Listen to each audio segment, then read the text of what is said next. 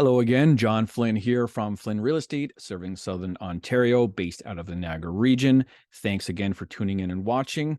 I want everyone to take a big, deep breath in and let it out and tune out all the noise from all the realtors and people that have told you that we're returning to normal and the prices are going up. I'd like to argue, based on the data I'm going to show you, that this is the worst March in the last 8 years.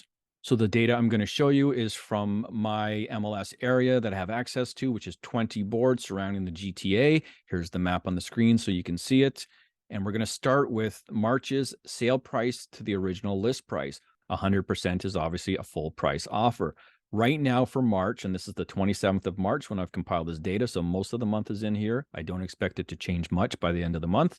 We're at 97.6%. You have to go back to 2015 or 8 years to find a level this low at 97.5%. Moving on to cumulative days on market, we're currently at 51 days to sell your house in March. For this statistic, you have to go back to 2016 or 7 years to find, well, that's equal to or higher than that. So it takes more days, obviously, back in 2016 to sell your house than it does now. Everything else is significantly less. If you look, obviously, at 21 and 2022, they're well under 20 days, under 15 days, actually, in 2022. But again, we're significantly higher back to 2016 levels for time it takes to sell. This next stat kind of shows you the overall market and how it is. It's the sale price to the new listing ratio.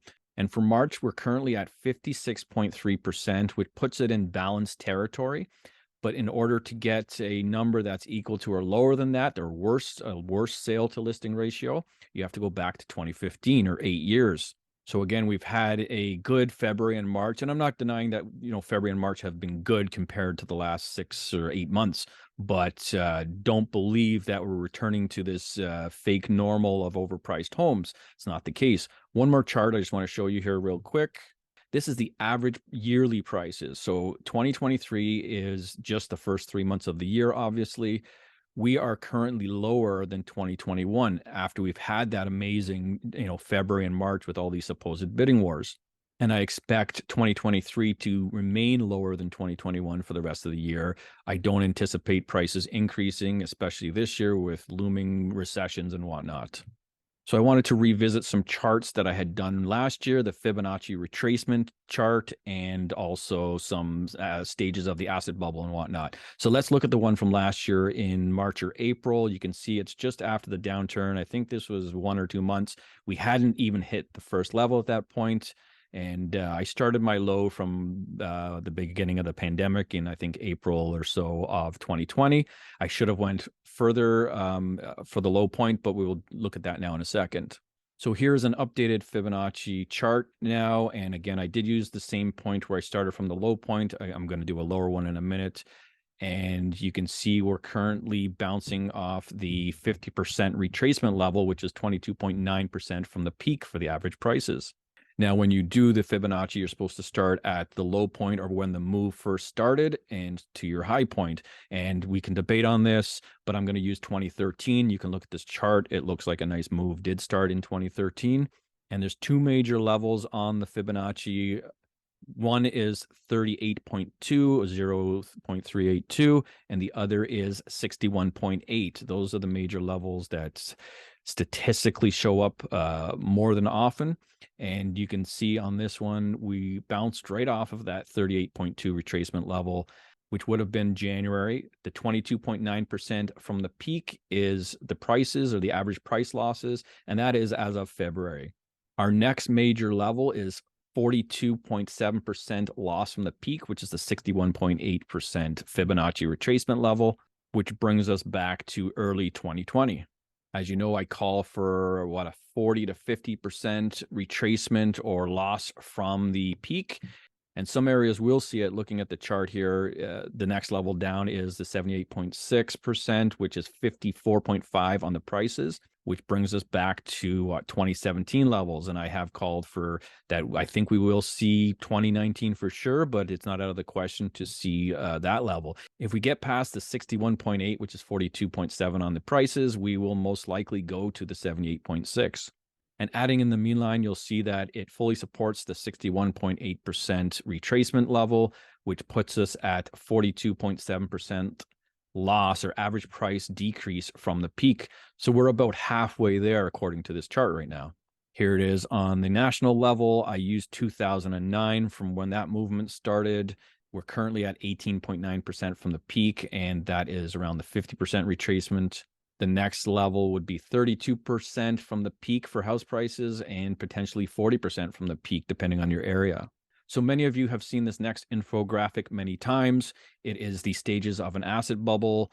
Of course, you can guess where we are now. We're kind of in that bull trap return to normal. And you've heard the news and the stories and the comments from many people about returning to normal.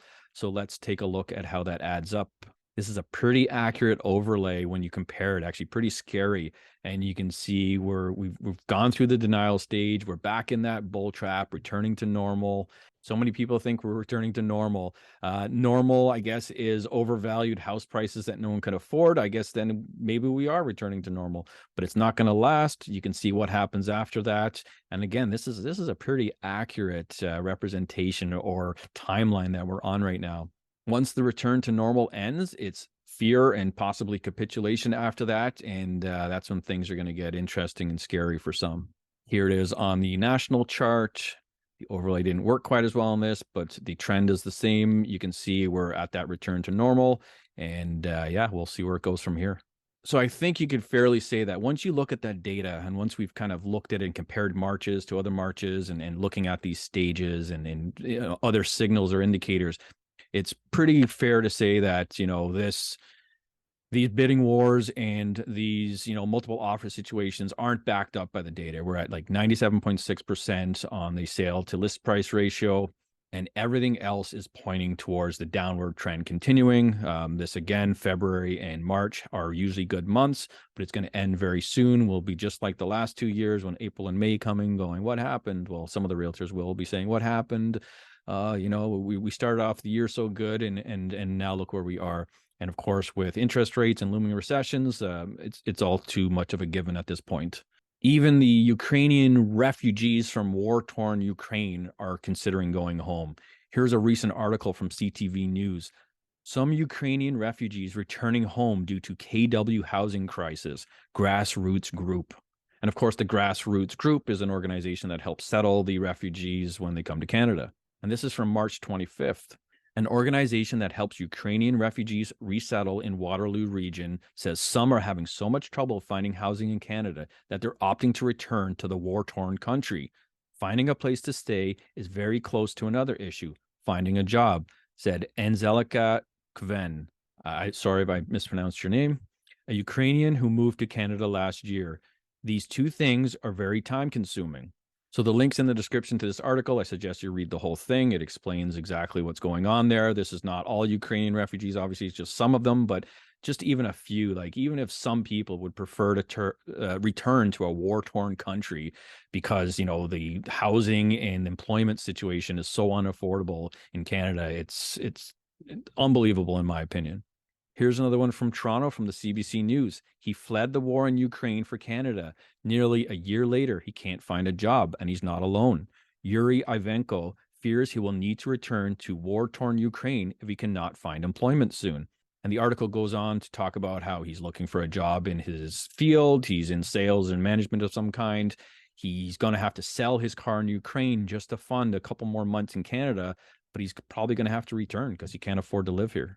And this also makes you question the unemployment data. We're supposed to have record low unemployment, but are these jobs like well-paying jobs enough to sustain your family? It doesn't look like it looking at these two stories. But anyway, that's all for this week.